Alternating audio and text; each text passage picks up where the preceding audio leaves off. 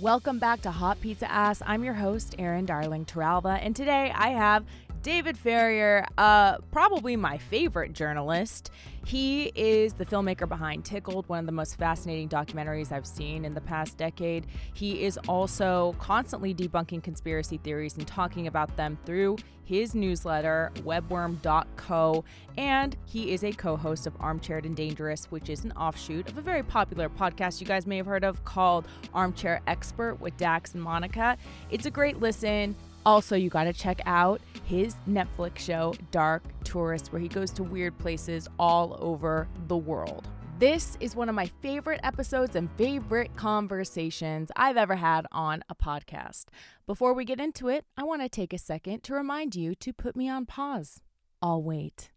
Go leave me a 5-star review on iTunes or drop a sentence. Tell me what your favorite part of this episode was. It takes 5 seconds, literally. It's the easiest way to support an independent artist like me. If you would like to support in other ways, you can. If you have a business opportunity, please hit us up on socials. I'm always available at erindarling.com or darling with 4 H's on Instagram, or follow Hot Pizza Ass at a Hot Pizza Ass on Instagram. Additionally, I have a Patreon, patreon.com/erindarling, where you will find bonuses every single month. Sometimes that might be an extra podcast episode. Sometimes it's a photo drop. Actually, it's always a photo drop. And I have exclusive content there and a really cool community if you enjoy this. For as little as $5 a month you can support. There are other options as well. And I can't wait to see you guys on Patreon or your nice little review you leave me on iTunes, because I know you will. Thank you guys, and without further ado, let's introduce David Farrier. David Farrier, it is a pleasure to have you on this podcast. I've been a fan of your work for a long time, actually. I remember the first time I saw Tickled, and that was, I don't know if you knew, but it was like a big deal when it came out here in like my nerdy community. I kept hearing about it from all my friends, and I was like, okay, I need to see this. And I think that's awesome, because it's funny when it was released in a few cinemas there, but as a New Zealander, I didn't really get a feeling for who was watching it or whether people were watching it. So that's really nice to hear. Yes. And then I first watched it and I was like, you know what? Like, this is a really disturbing and fascinating story. But I rewatched it this past week and I had a completely different experience watching it now that I think a couple of years have passed since the first time I saw it. And I was shocked because I don't really have that experience that often when watching documentaries. But I think at first I was just compelled by what was going on. And when I came back to it, I was thinking, a lot has happened. Me Too has happened. I just started thinking about the bullying aspect of it. It's kind of it reminds me of instances of revenge porn. And it totally, and that's exactly what David D'Amato was doing. It was revenge porn, and he got these videos of these young athletic men clothed but tickling each other, which is an embarrassing kind of thing to be doing for particularly these men, because they were straight men a lot of them were athletes, and so a tickling video of them, while there's nothing wrong with that, for them it was sort of like porn essentially. So yeah, David D'Amato would use that as revenge against them, which is exactly what it was. It was revenge porn. Yeah. Oh, it's just it really hurt my feelings watching it. Yeah, and it's funny what you say as well, because so much has changed. Because I feel like I was filming that in 2016, and it felt like the craziest thing I would ever encounter in my entire life. Tickling rings all around the world, and a kingpin who's pulling the strings. But then in the 5 years since, there's been there's been a lot of, I don't know if you've noticed, but there's been a lot of crazy stuff going on. And now I just sort of think, oh my goodness, I feel if I put Tickled out now, it would almost just sort of disappear, because everyone would just be oh no, there's much crazier stuff happening than this. Do you know what I mean? I know exactly what you mean. It's insane how much the world has changed. It's actually on my list of things I want to talk to you about, because I feel conspiracy culture, which you talk a lot about, and I love it too. I'm obsessed with it. I love finding out why people believe certain things and what makes them tick, and where do people grab hold of this. And the world has changed in so many crazy ways in the past 4 years that we've just seen the fringe become mainstream. And I never thought that would happen. It shocks me. No, it is, and it's the mainstream nature of it that is particularly odd. And I think because we're all glued to Instagram and TikTok and Twitter and wherever you spend your time, God forbid Facebook, it's just in your face constantly. Like we get this really unique insight into how our friends and families are running their lives that maybe we didn't get before, but it's very in the open now what people believe. And so it's terrifying to see how mainstream some quite wacky and at the extreme end dangerous ideas, how common they are. Yeah, I know. And just like censorship has changed too, and like deplatforming people. And I know that there's like a lot going on in Australia this week, and I was reading what you were writing about it. And to be honest, I don't completely understand it, but it kind of seems like there's something going on with news and misinformation now being like allowed, and real news not being allowed. What is I actually feel like happening? I still don't understand it. There was a big face-off essentially between the major media organizations and the way the government was helping them and Facebook. And essentially, the government, the Australian government, wanted Facebook to sort of be a little bit more fair, I guess, in how they distributed news and to perhaps get some payment for that. Facebook was like, no, we're just going to remove all legitimate news from Facebook. So both parties were really silly in how they went about this. Like the Australian government was a little bit ridiculous in what they were wanting. And Facebook's reaction was really terrifying because if you were a Facebook user in Australia, and Australia's a big place, it's much bigger than New Zealand, it sort of sits above us. And if you were a Facebook user in Australia, you could not post a link to a legitimate news site. The actual news website's content was sucked out. Even and in the cull of news from Facebook, even health information and health websites were removed, which in the middle of a pandemic isn't the greatest thing. So yeah, that was particularly terrifying. And just a couple of days ago, Facebook actually backed down, and the news is now back on Facebook in Australia, which is great. But we're at a really weird intersection in how we consume information and what we believe is real. And it's an information war essentially, and it's very bizarre to be in the middle of. Yeah, I was thinking yesterday about the concept of truth, and I realized there's almost two completely different versions of truth. There's like journalism truth, science truth, and then there's like this other version of truth that's like that wants to kind of like circumvent everything that we knew normally is truth and debunk the truth. And people believe that's the truth now. It gets really odd, and I think I don't want to put all the blame on a certain president, but he did champion this idea of just speaking an alternative reality until it's real, and just basically talking about something enough as if it is real to make it real. And one of Trump's a really smart thing he did, an awful thing, but a smart thing, was this term fake news. Because the thing is, before Trump, of course, there's fake news.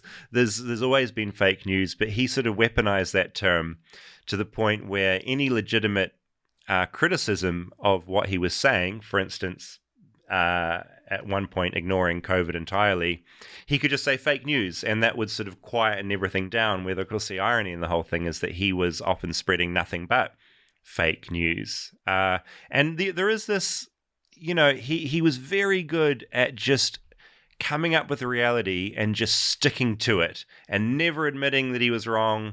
Because if you say something's true enough these days, eventually that does become truth for a lot of people. And that's incredibly alarming because there is an objective truth. There are facts. And we're living in a time now where I think people are just making up their own reality, which is where something like QAnon and that kind of conspiracy theory movement is really thriving, because you can make up something like almost like a game with like a good versus evil giant battle that's raging, entirely fictitious, and you can make that a lot of people's believed reality, which is very odd and very terrifying where it ends up. Do you think it's a trick? Do you think QAnon is like a joke and someone at one point is going to come out and be like, oh, it was me, I just made up a bunch of shit? Oh, I mean that's exactly what it was. I mean, on the chans, on the boards, pre-Q taking off, there were often people posting, just shit posting, like I'm an operative, deep within the intelligence community, or I'm close to the president that has all this intel. That was happening all the time. Like, it was on the boards, there were constantly people just. And in the language of that board and the humor of that board, that was like a joke. So, like, it was a joke. But then someone, obviously posting as Q, that got picked up by the mainstream, and people suddenly stumbled on chans, not understanding the humor that was employed and all the ridiculous shit posting. And a certain population of that board thought it was real. And now we've had riots at the Capitol. So, like, literally started as a joke. Like, it really did. Whether we'll know exactly who was posting as Q, I think we sort of know who probably ran the account, but as the identity of the person, I'd love to know, but I don't know if we ever will. You know what's so weird is, as a comedian, this like kind of fucks me up, because I'm like, well, what is the responsibility of a joke or a joke teller, right? Like, I'm not out there making pranks like that on, you know what I mean? Like, but there are people that do that, and I guess the assumption is that people know it's a joke, but I just yesterday, and I'm still in the middle of it, my email inbox is full of really hateful messages, because yesterday in New Zealand, one of our main sort of conspiracy theorists, kind of the Trump of New Zealand, a guy called Billy TK Jr., he posted on his Facebook wall a fake email from me that made it look like I was trying to get a whole lot of conspiracy theorists bumped off YouTube, which isn't, potentially is something I could do, because I think you can report YouTube accounts when they're spreading dangerous misinformation. But essentially, this guy made up an email from me, had my sign off, had my email, published it, and I've spent the entirety of yesterday just getting such extreme hatred from these conspiracy theory groups, because they think I've been trying to take them off YouTube. And that's this whole discussion that was just from a fake email chucked on a Facebook page that's just spread like wildfire. And now it's all come back on me. So I think a lot of the conspiracy theory bubble, it is a bubble, and it's just full of information that even the very first crumb of that information is incorrect. And it just snowballs from there. And, and whether that original post was a joke or someone was legitimately trying to get me a lot of hate mail, either way, like, yeah, you put something out into the universe now, and thanks to the internet, it spreads pretty quickly. And I think you do have to be careful what you say and how it's read and how it's taken, because things can be misinterpreted very quickly, including a whole lot of ridiculous stuff on a message board that now has bred this entire movement of something like QAnon. Like, it literally did start as a joke. Yeah. Mind-blowing. I've had that experience like on a much smaller level, a little bit on TikTok, on It's Conspiracy Seriously. We try to debunk stuff, but we keep it to pop culture only. And it's all technically pop culture, but like the ones the more fun end, not the really bleak stuff. Yeah, the ones that aren't dangerous and don't have to do with like child trafficking and too much like political stuff. But there was a girl that I think yesterday kind of was trying to get crazy in the comment section, because a video that I did not know was going to take off, but it ended up being our most popular video. I was trying to trace the origins of the conspiracy theory that Beyonce faked her pregnancy. So I had to go back about a decade. That was like 2011. So I'm trying to figure out where that started and like who was talking about it and why, and who actually called it conspiracy. And so I had to make a short 3-part video series about it, and to like tell the whole story, to give enough context. And in one of the videos, there was someone who's getting kind of crazy, saying that I shouldn't be talking about this, and it's irresponsible to talk about someone's like pregnancy, and infertility is a real thing. And I'm kind of like, well, I actually did say that, and I did say that there's no shame in surrogacy, and by me like basically quoting or showing an interview that Wendy Williams did, where she did some stuff on her show, it's like, and now you're kind of coming for me saying that I'm now propagating this. It's kind of like, it's a tricky situation. It's like, all I can say is like, I didn't make this up, but to tell the story. you had to use this thing. Yeah, completely. It's and I think we're living in a time where things can get taken out of context very easily, and different things can be weaponized very easily. And it's happening on both sides. I mean, I think the left and the right is both very guilty of this.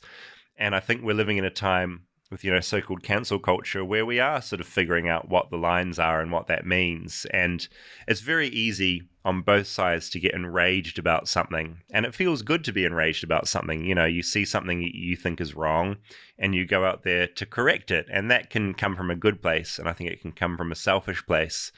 And it can be a good thing and a bad thing. And I think we're in the middle. As I say, I think both sides can be really guilty of that. And I think we're figuring out what it means. I mean, what I always do find funny, and I'm unashamedly on the left, but often the people screaming about cancel culture and deplatforming the hardest are often screaming that from a platform. So, they've just been booted off a network or for saying something stupid. They'll be telling and complaining about being deplatformed on a platform. They'll be on Fox or they'll be on something. So that always amuses me with that. But it's something, it's a murky area that I think it'll be really interesting to reflect on this time, especially post Me Too, which was just such a worthy, I mean, thank God that happened. But like looking back on post Me Too and how we're thinking about this stuff in like a decade is going to be fascinating. Just as you say, looking back on Tickled, which was 5 years ago now, is kind of fascinating. It seems like much more naive times almost. Yeah, absolutely. It's so crazy. But speaking of all of this, so I was fascinated by what we were talking about with influencer culture and how damaging and crazy that can be. And I kind of want to hear your take on that and how you feel it's related to conspiracy culture. Yeah, I wrote a piece on my Webworm newsletter that had a provocative headline, I think, called Influencer Culture Should Be Burnt to the Ground. And I wrote that because I just noticed a growing number of influencers, annoyingly in like the health and wellness space, which is usually a pretty mellow, well-intentioned space, just starting to move into the conspiracy theory kind of zone. And I particularly got annoyed because the winner of The Bachelor, like the first season of The Bachelor, has become like a well-known celebrity in New Zealand. And he's a really lovely guy. He's like good looking. He's cool. He's got like a cool family now. One of the few Bachelor couples that probably ever stayed together. But he had a podcast and it's really well listened to. But he got on a guest called Pete Evans to talk about health and wellness. That's what Art assumed they'd be talking about. Next minute, Pete Evans is talking about his skepticism around COVID and a whole lot of kind of conspiracy-based ideas. And for me, that was just a perfect example of like, oh God, these influencers, like they've got the brand deals, they've got the money coming in, they've got the followers, but there's no accountability for what they're spreading. And when I looked at that particular case of this podcast, it suddenly had Pete Evans on, and he's like the extreme version of conspiracy theorist. He thinks COVID isn't real. He's spreading a whole lot of really damaging theories. He's been now removed from every platform available because he's just so spreading such dangerous information. But to see him suddenly platformed on an influencer's podcast here in New Zealand, it just made me go, influencer culture, like it is the worst because we're giving these huge platforms to people, some who should have them and some who hadn't. But there's no sort of responsibility there to what information they're delivering to an audience, and this is an audience that adores them. I mean, I've got a small following, you've got a following, and I like to think that we know that what we're saying is important, and we shouldn't, like, it can be incredibly dangerous if we use that in the wrong way. And I think increasingly watching influencers, and there's a lot of them, go down this conspiracy theory rabbit hole, it's really alarming. I mean, there's another story here, and I know this is all very New Zealand centric, but there's a much loved fashion brand in New Zealand called Lonely, and they're really big in the States. They've had, Lena Dunham's modeled for them, the Kardashians have modeled for them, and it's like all about female empowerment and body positivity. It's a really special brand. But over lockdown in New Zealand, the two founders of Lonely went down this really intense QAnon rabbit hole to the point where they weren't providing staff with the PPE they needed during COVID. they completely stepped away from Black Lives Matter and commenting on that and deleting comments from their Instagram channel because they thought that was a conspiracy theory.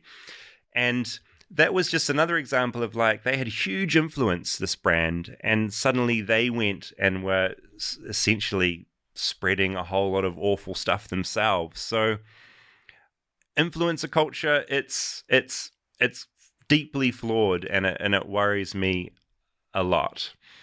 Yeah, I read your article about the lonely lingerie, and it does really suck because, now we are seeing more body inclusive brands in lingerie. And like we have Rihanna's brand and stuff like that, Savage by Fenty. And we're just seeing, I think I even did a campaign with one of them, but it's like, it's great that that's changing in like the landscape and we're seeing more of it. But it really does suck when you see one of these brands just like, you're like, oh, I can't support them anymore. Like, no, what's going on here? And it is like unfortunate that they weren't taking care of their own employees during a pandemic. That was the part that really that hit me.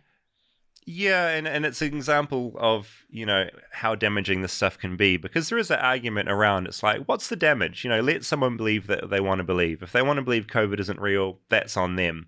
But it, in certain circumstances, it does have a trickle-down effect. And if suddenly staff aren't being provided what they need to feel safe, that's a very real concern, so the stuff does have real-world consequences. And I guess, I don't know if you've been seeing this in America a lot, but there's just so many wellness influencers sort of with followers around the 200,000 mark that were really just, have this smoothie and, maybe the supplement's going to be good, that have just really gone down suddenly sort of subtly questioning the vaccine, sort of, and over a period of months, kind of going into full COVID denial and a whole lot of really alarming ideas and things like Save Our Children, which is a direct pipeline into QAnon. And it's happening a lot. And that's why influencer culture, I just think I think they're very susceptible to misinformation and not having the skills to see what that is and then spreading it to all their incredibly loyal audience. Yeah, I've definitely been seeing that in the health and wellness community a lot here too, because I think there are big groups of people that they're very anti-medicine in general, and kind of like food can heal you and positive thinking can heal you. And that's all fine and good just in normal times. Like that's a fine approach to life. But when it comes to a pandemic and when you can affect other people, and if you not getting vaccinated can hurt your whole family and your larger community, that's when it starts to become really problematic. And I totally understand questioning everything. And, I've had epidemiologists on this podcast, and it's like, these questions might seem silly, but they're questions people are actually asking. So I think that's fine to discuss them, and it's fine to encourage people to ask everything they want to ask. But I just think that some people are just asking things not without that open mind whole attitude that maybe we should have if we're asking the questions. Like, be open to the answers then too. Yeah, 100%. And I think the other thing that's really it's sad in this situation is a lot of the people that get drawn into conspiracy theories and don't trust what the government's telling them, they have a legitimate reason probably not to trust the government, because historically the government has screwed them over.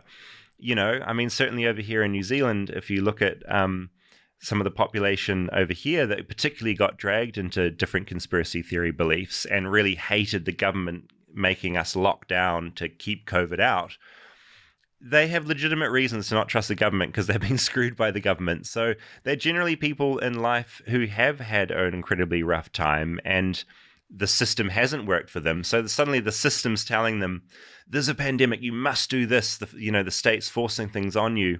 They're sort of the people that are going to react in an adverse way to that, which is ironic because they're also the most vulnerable to a lot of these health concerns as well.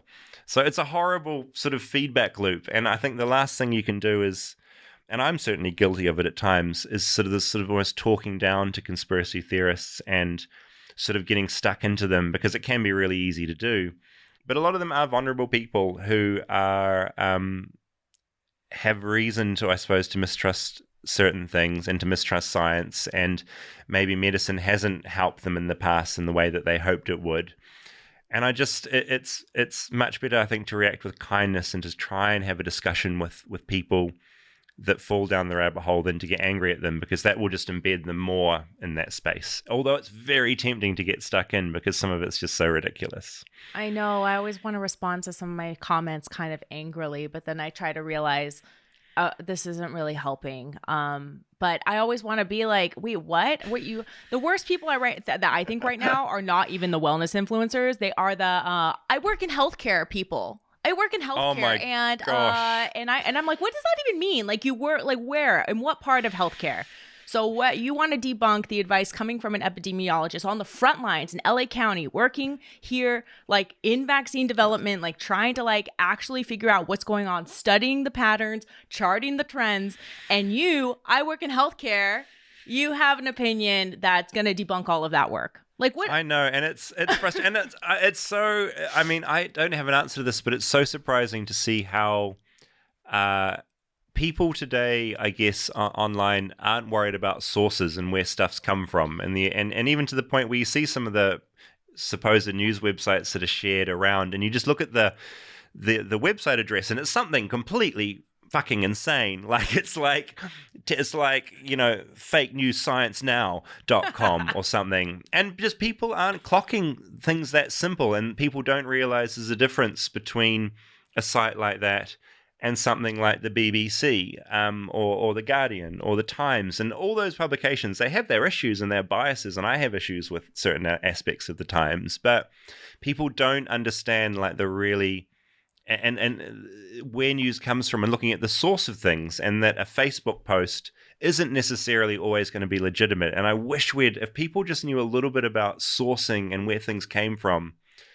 But again, that's this idea that's been seeded by Trump and his legacy, that, you know, the mainstream media are all shills and you can't trust them. So it's such a damaging and frustrating idea, because sure, there are problems in journalism, but also, like, there are a lot of journalists doing incredibly good work, and I would go to a journalist in an outlet like that in an instant, as opposed to trusting like my crazy uncle on Facebook.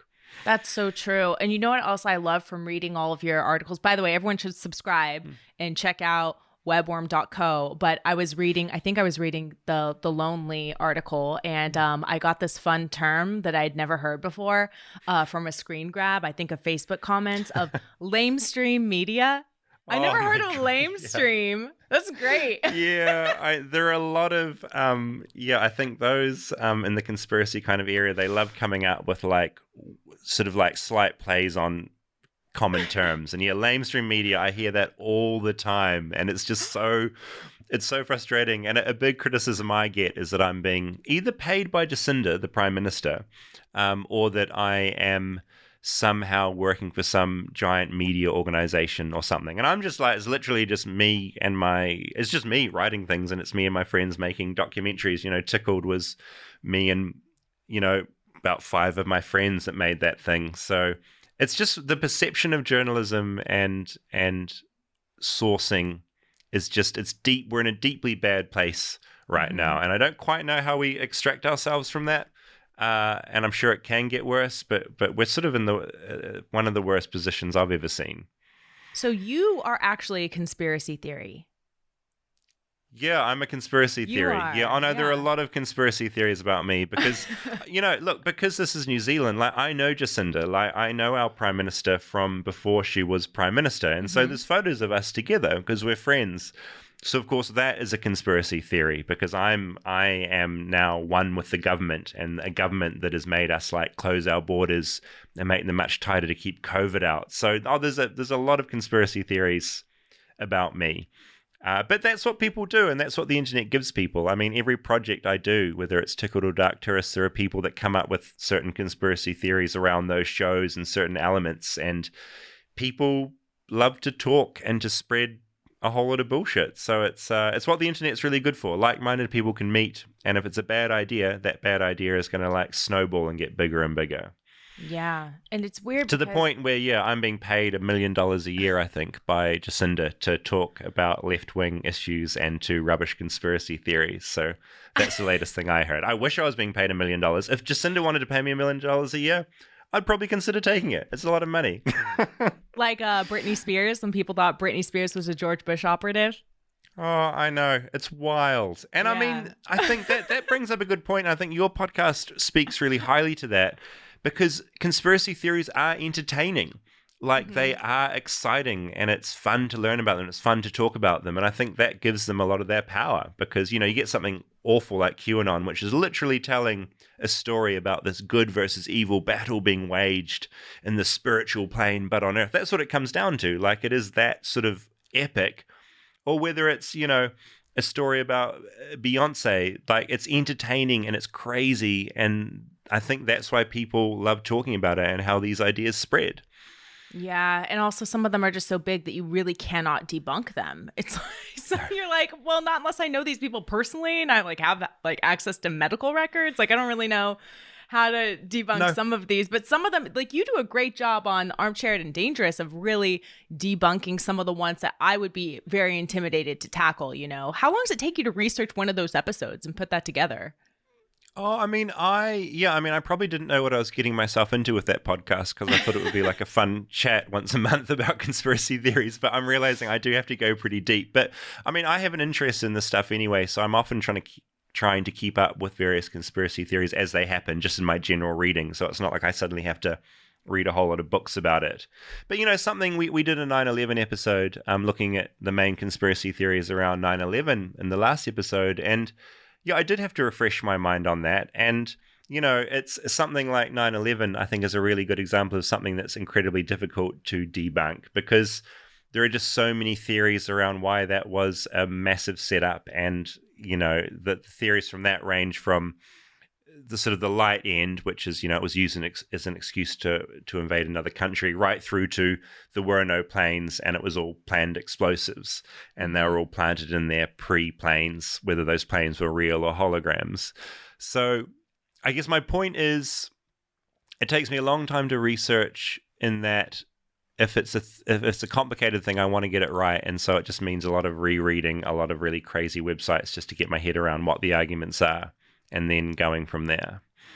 Did you, when you were researching that episode in particular, because I really liked that one a lot, did you find, was it interesting to see how the media has changed, or even the fringe media has changed in the last, I guess it's 20 years now, right? Yeah, it's been a long time since then, and yeah, there's so much difference in how things are propagated. I mean, I talk with Dylan Reeve a lot about this, who I made Tickled with, because he loves this stuff Hmm. as well, and Yeah. I'll often research with him because he's just so across all this stuff as well.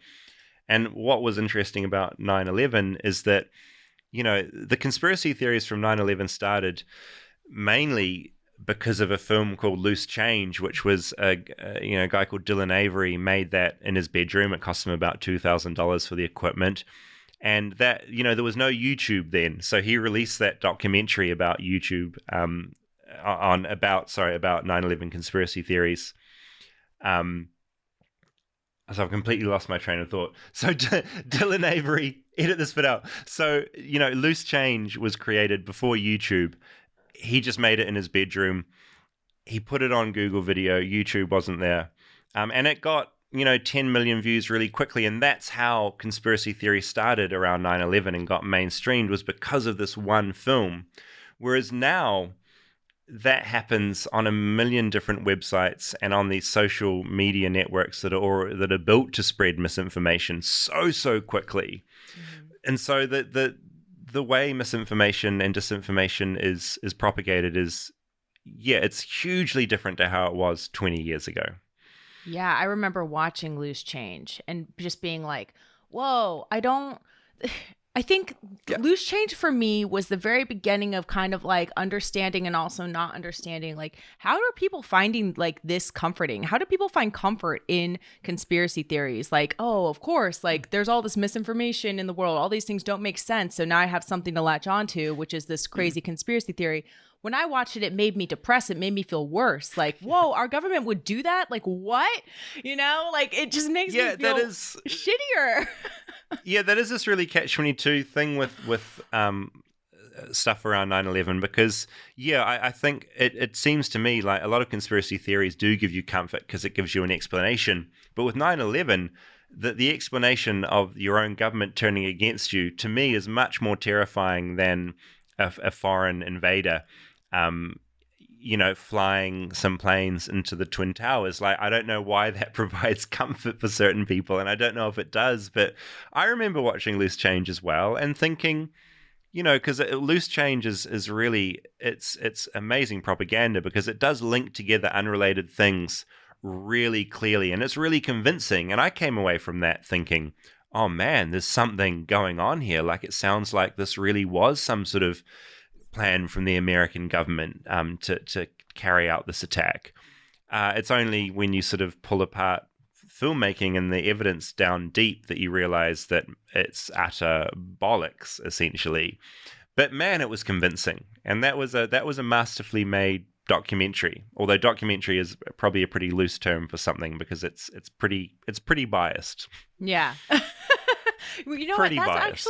That's something that when I rewatched Tickled, actually, at the very end, I was like, oh, you do this amazing thing where you give him a chance, David D'Amato, to be a human, Yep. by talking to the family member that's like telling the story. And like, this is a really bad, like a messed up person that did a lot of awful things to a lot of people. And it's just like, and wasn't held accountable. For all of completely. it, at least.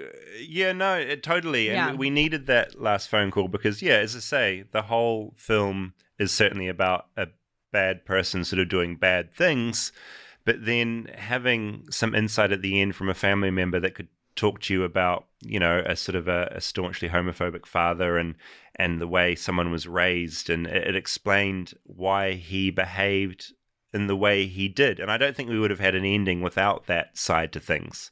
And certainly every documentary has a perspective and a bias, and Tickled's no different. But I'm really proud of that ending and that insight that we got, and that was unexpected. We were doing this stakeout for our big bad, to come out and to sort of follow him, and we were just bored. I mean, we'd ordered pizza, it was snowing, we couldn't really do anything, we were all stuck in a car, it was smelly, and we just sort of thought, oh look, let's just call. We've got this like relative of this guy. She's probably not going to pick up, but let's just call in case she says something. And she just opened up, and that's what you hear in the closing moments of Tickled, is just that conversation. Like, there's not much editing in there. It's just her free-flowing thoughts. I loved how genuine she was. Her first reaction was just like, oh, no, like, not again. And she just like, what, like what you said is true. Like, she really did just kind of open up and was willing to talk about a situation and a person that seems like no one else was willing to give like an honest insight about because of the fear of retaliation. And after I saw that and I experienced that moment, the documentary ended, I went to bed. I was thinking in my mind, like, man, how sad that this person who also, he worked a job, and outside of this job, he spent his time making like a bunch of fetish videos and then blackmailing people, and the amount of like an excessive blackmail.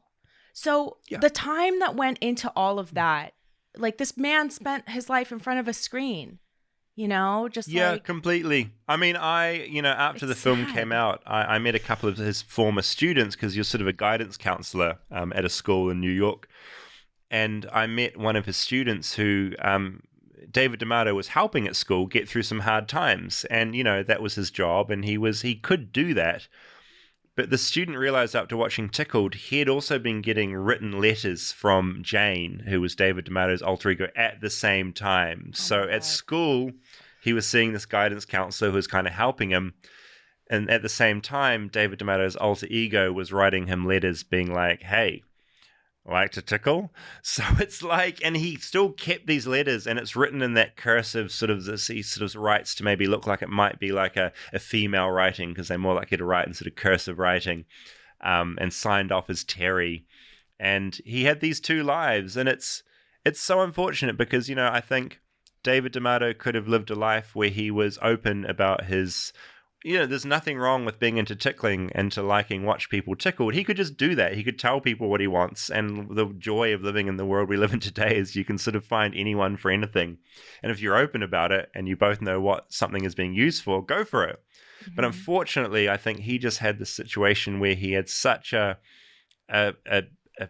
tricky upbringing, coming to terms with himself because of his family's beliefs about him and about how someone should live their life. He obviously just internalized a lot of that. And that led to him, being an incredibly sort of damaging force for decades, really. So I don't know, what's the lesson in Tickled? If you've got children, let them be themselves, be supportive, don't be an asshole, and your kids are probably going to have a much better life and not keep this cycle going on and on and on. Right.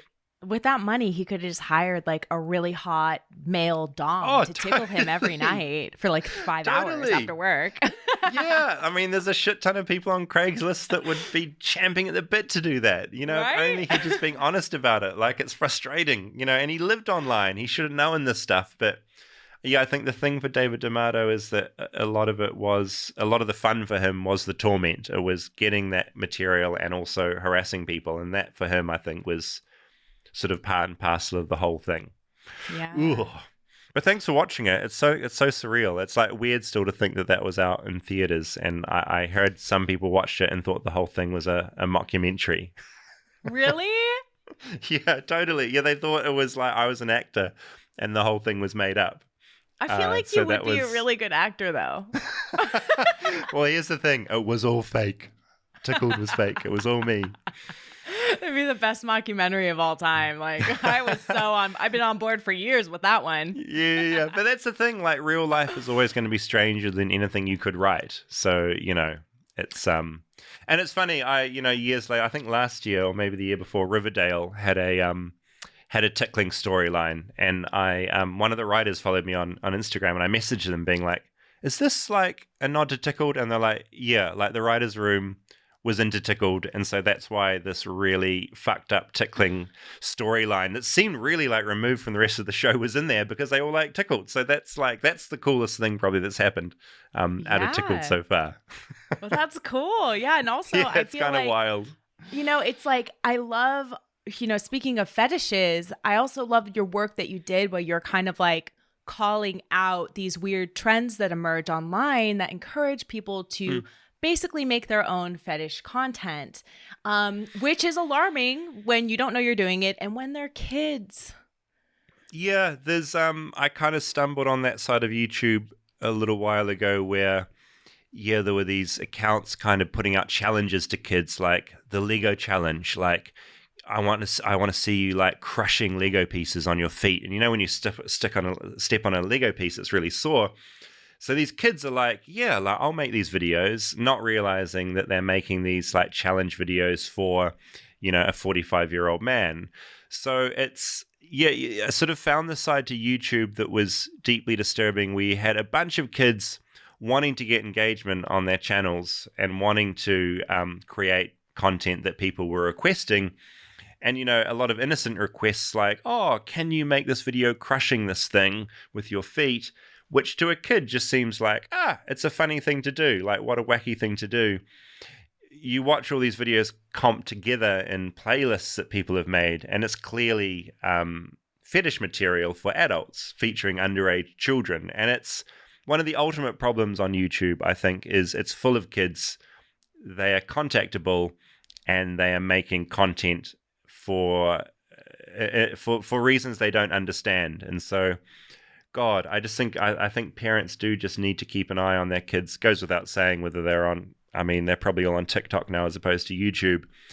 But like there are a lot of mostly men out there preying on children on these real in the open, like completely in the open. And when you look at a video on its own, you see a video of like a kid crushing some Lego pieces in his foot. You're like, it's just a bit weird. But when you realize why that stuff's being made, it's like, like some kid, it's just awful stuff. Yeah, but your work led to some YouTube accounts being kicked off, right? Yeah, a bunch of them got deleted, which was great, and they were removed, and it's a small drop in the ocean, but I like to think that even if people read about that particular story, they could maybe just sort of think a little bit about how people behave online, because I think there's still a lot of parents and people that don't quite understand how in the open a lot of this awful stuff is. And so I like to think that maybe educated at least a few people about that.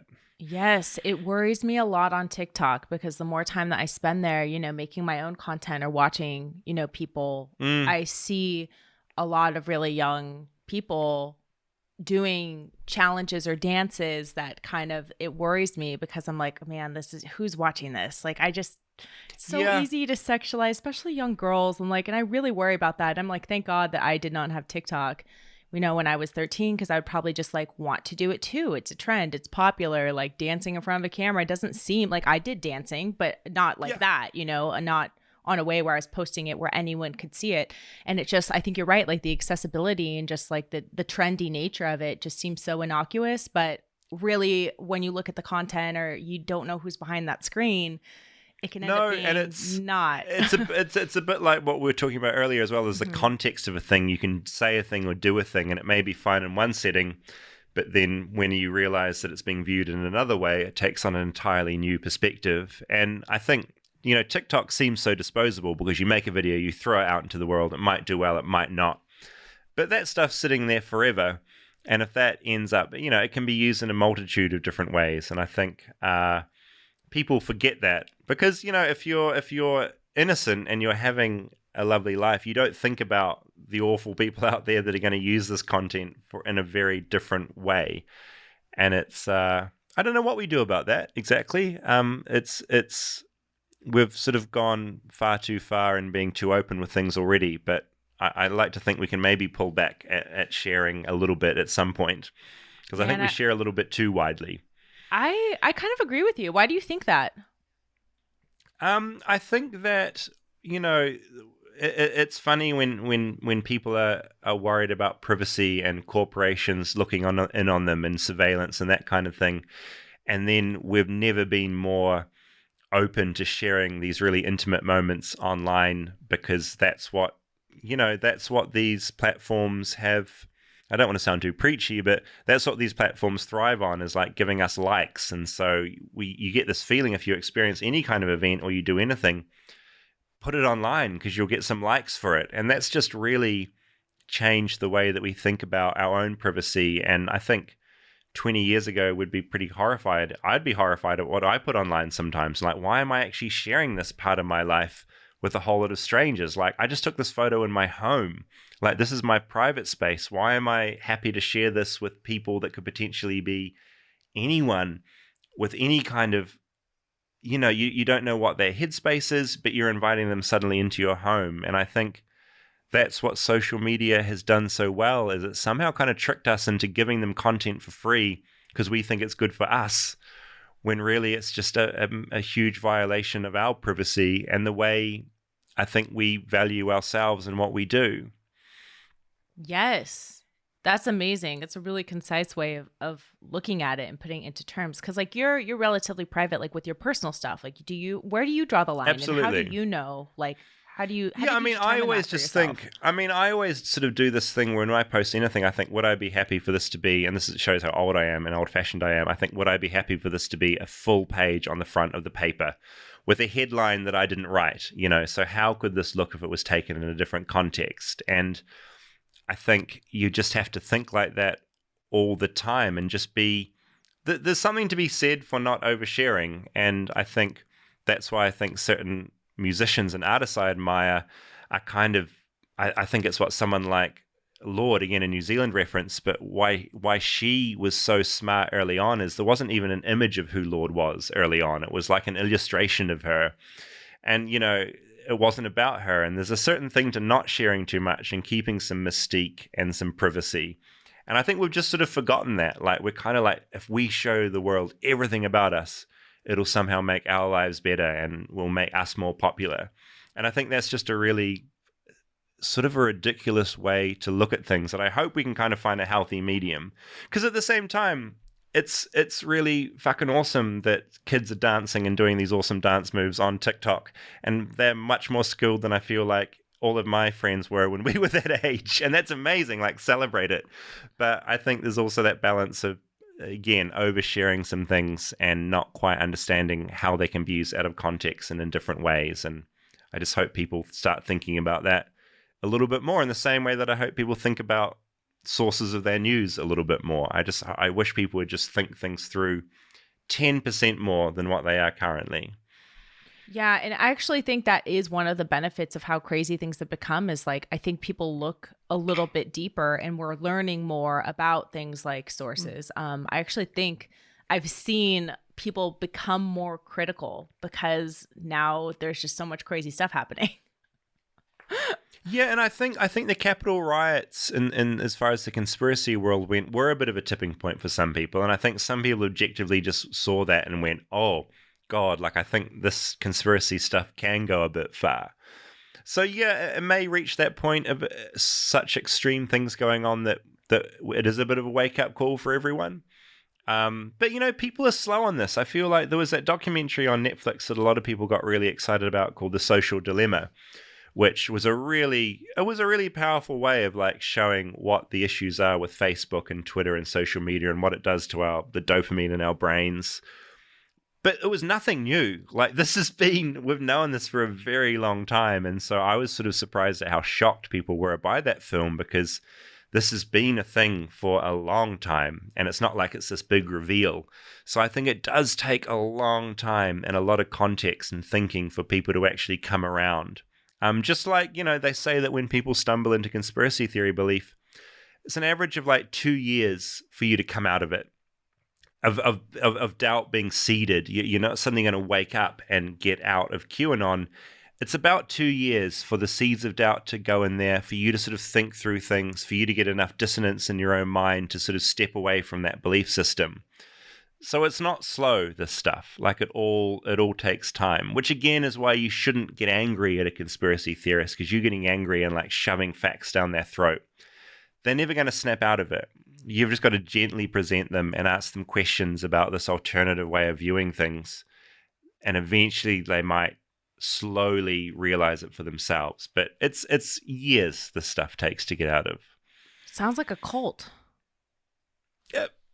Super culty, and you're surrounded by followers. It gives you a view of the world that makes you think that you've got access to the truth. It makes you feel special and unique. You've got this unique version of reality that no one else has. It makes you feel enlightened, and so yeah, it's very culty. Any sort of extreme belief can be, I think, whether it's Scientology or QAnon. It's all it all has some very similar patterns. You know what's so sad about that? Oh, I'm getting teary-eyed. We all do have our own unique version of reality. So if these people really just like, we all experience the world differently just by virtue of who we are, where we came from, like the belief systems that raised us. And I just wish that people could see that within themselves instead of relying on a bigger organization or something that explains things for you. Like we all have the cult of each other, individually to believe in, and no one wants to believe in themselves. No, we really do. And I think you raise a really good point. And I think it's important to understand our own belief system and to be prepared as well to step back from ourselves and look at how we're looking at things and why we're doing something and why we're arguing a certain point of view. Because at the end of the day, like that's the thing, we all think we're right. And someone that's barking out dangerous conspiracy theories, sure, some of them are grifters in there and they're just doing it to sort of like make a profit and to get Patreon supporters. But a lot of them just think they have a version of the truth and they want to share it with you. It's like an evangelical Christian. They're shoving the Bible down your throat, not because they're trying to be annoying, but because they're literally trying to save you from an eternity in hell and get you to heaven. Like there's goodness behind it. And it's the same thing with the conspiracy theorists screaming at you about like kids locked in underground tunnels and adrenochrome and the deep state. They're trying to like help you. They're trying to show you the light. So if you kind of realize that everyone, including me, ranting on to you right now, is trying to speak their own truth. That's what everyone's trying to do. We just we need to sort of remember though that we're all guilty of it to some extent, and just hopefully that informs the way we communicate with like the opposite side. And even the reason, the way I'm saying the opposite side, that says a lot because it does feel like this battle we've made. And God, if we could sort of find a middle ground to communicate and not see it as a battle, we might be in a better place. That would be great for climate change, the things that really do affect everyone, like finding that middle, hey, we're all going to die because of this. So like, why don't we all just like figure it out together. Yeah, that would be so good. And I wish we could do that with climate change. But we're very, we're very small-minded. We live day to day, and I think part of the reason climate change is so hard to wrap our heads around is this thought that ultimately it's not going to kill us in our lifetime. And we might, I'm sure people with kids might think differently, but we don't really think beyond ourselves. And the same way with conspiracy theories, like we're so stuck in our own day-to-day existence, the bigger picture is so hard to see. And that's why we get like stuck in these weird little hovels that we're all stuck in. Yeah, right. Crazy. But before I let you go, I want to ask you about your insane asylum trip. So you spent the last night in the most haunted place I did. in New I was Zealand? out. Yeah, it's New Zealand's most haunted location. It's called King Seat. It was shut down a couple of decades ago, but it's in the middle of nowhere. It was where we sent people with mental health issues to get treated, and they were not treated in a good way. I mean, since that place is shut down, so much has come out about it, about the various awful therapies they'd put people through. But it's closed down now, but you go in there, people live there now in the old quarters for patients and for the nurses and the doctors. It's on huge grounds. They've been shooting, Netflix has been shooting, I think Cowboy Bebop out there. Like a lot of like big productions that come in will use King Seat as like a set piece. That's a rumor. I hope I'm not getting anyone in trouble by saying that.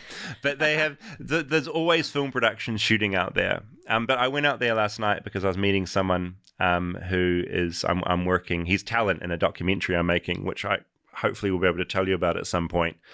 But he took me on a tour, and I went in. They've got the old morgue, which is now, they've still got the table there, and they've got like the old fridge that they used to put bodies in, because a lot of people died at this place because it was so, it was where New Zealand sent its mentally ill, and a lot of them didn't fare well there. And it's got a pretty heavy vibe on the place. I talked to some staff there who there's certain rooms they won't go into. Like there's one room no one will go into because it's just too much bad stuff happens there. And I'm a skeptic. I tend not to believe in sort of anything supernatural really. But after spending a night there, I get it. Like it's got some bad mojo out there, and it was a pretty surreal night. Wow. Did you go into the room where they told you not to go? No, I didn't. That's the thing. I didn't go in. Like the rest of it was so, we're talking about like corridors that have like bird skeletons because birds have gone in there and gotten trapped and like fall into the ground, and like there's wallpaper peeling off. Like it feels like you're walking through Silent Hill. If you've played that video game or seen the movie, it's just a really deeply uncertain place, and it feels wrong. And I guess knowing the context of what people were put through there, and how patients were treated, you just feel that weight on the place really. Like it's full on. I haven't been to a place like that before. Yeah, absolutely. And you don't believe in any of that weird energy? No, well, I guess maybe I do now. Maybe I do. I mean, maybe this is my start down the descent into conspiracy theories and believing in all sorts of unhinged things. Because no, there was a certain darkness out there for sure. But it's are ghosts a if conspiracy anyone theory? No, not quite. No, but I always get worried that like once you sort of start to accept one non-science related thing, you're eventually going to end up thinking that like child sex traffickers rule the world, So I always worry about slipping into those beliefs. Nice. But yeah, it's a crazy place, and being in an old morgue where it's still got the table where you'd put the body on, and still got like the freezer and stuff there, and broken windows, and it's a certain atmosphere, that's for sure. So yeah, I was there till the early hours of this morning, which is why I apologize if I've been a little bit I've been rambly today, because my brain, I think I left it at the asylum. No, not at all, actually. This has been so wonderful, and I'm so glad that we were able to connect and do this. No, thanks for the work you do. I mean, I think the more people speaking about sort of conspiracy theories and sort of pulling them apart and examining them, I think, even if it wakes a couple of people up and makes them rethink things, I think that's good, because I think the more we live in a reality where we're not accepting reality, I think that's really terrifying. And we've got a lot of real problems to solve, like climate change, and like, a million movements, whether it's Me Too or Black Lives Matter. Like, there's real things we need to sort out instead of arguing about whether the world is being run by a bunch of like Satanist pedophiles, So like, I'm really keen to stick with reality because I think we need to, because humanity's we're in a real bad spot. And I think we've got to work as hard as we can to get out of that. That's a really, really good point. Thank you so much. You guys, please subscribe to his newsletter, webworm.co. Watch Dark Tourist. Check him out on Armchair and Dangerous is what it's called, right? Love it. Yeah, Armchair and Dangerous. It's once a month. We might do it more. But me and Dax and Monica, it's been a lot of fun. Like, it's fun talking to those guys about conspiracy theories because we've all got different takes on it, and it's really fun to unpack it with them. Awesome. Thank you so much for joining us. Is David Farrier not your new favorite person? I mean, he has the coolest job, and I love his takes on everything. There was a lot of points of agreement there. If you guys want to check out more of his work, you should check out the links in the show notes. I've got everything there where you can check out his newsletter, the stuff that he writes, and also, of course, check out his filmmaking endeavors and his TV show on Netflix.